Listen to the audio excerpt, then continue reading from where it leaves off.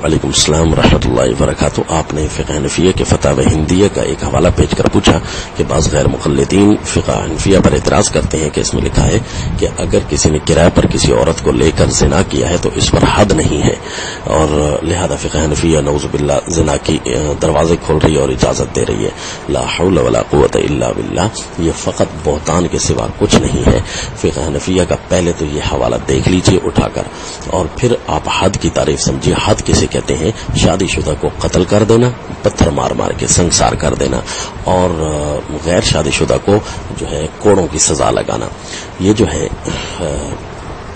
100 کوڑے اور قتل، اس کو تو حد کہتے ہیں۔ امام صاحب کی طرف ایک منسوب قول میں تو یہ ہے کہ ان پر حد نہیں لگائی جائے گی، لیکن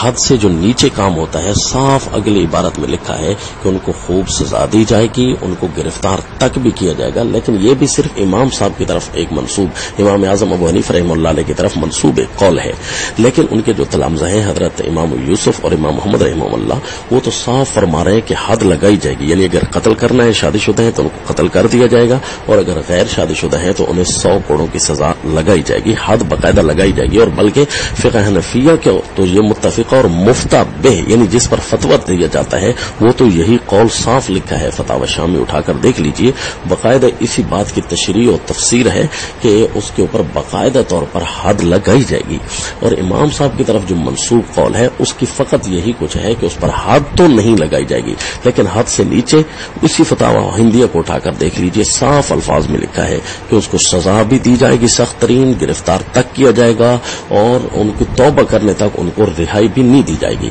اور یہ بھی یاد رکھنا، یہ فتاوی ہندیہ کی اس عبارت کا غلط مطلب لے کر انہوں نے اگلے موجوں کے جو دروازے کھلوانے کی کوشش کیا، نعوذ باللہ، یہ صرف ایک آدھ دفعہ کے لیے ہے۔ ورنہ جب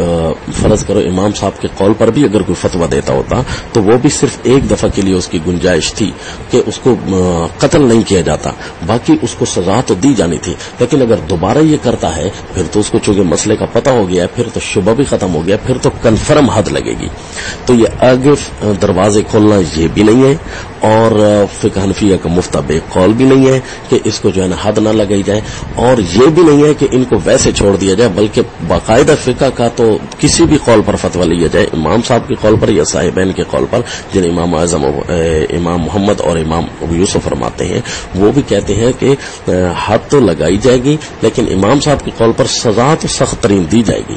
نعوذ باللہ، یہ کہنا کہ زنا کے دروازے کھول رہے ہیں، ایسی بات فقہ میں موجود نہیں۔ تعزیر اور حد میں فرق نہ سمجھنے کی وجہ سے، اور اسی طرح فقہ کی جو ہے اس مسئلے کی ساری تشریح نہ دیکھنے کی وجہ سے یہ غلطی لاحق ہوئی ہے۔ لہذا خلاصہ کیا نکلا کہ اگر امام صاحب کا قول بھی چلتا جو ان کی طرف منسوب ہے، تو اس میں اگر حد نہیں تھی وہ بھی ایک دفعہ کے لیے، لیکن سزا تو کنفرم تھی، اور صاف آگے لکھا بھی ہے اسی فتاوی ہندیہ میں کہ انہیں گرفتار بھی کر دیا جاتا۔ اور جبکہ فقہ حنفیہ کا یہ مفتہ قول بھی نہیں ہے، مفتہ قول یہی ہے، پوری جس کو فقہ حنفیہ کہتے ہیں اس میں ہے باقاعدہ طور پر حد لگائی جائے گی۔ یہ بات براہ راست فتاوی شامی میں لکھی ہوئی ہے کہ الحق وجوب الحد۔ السلام۔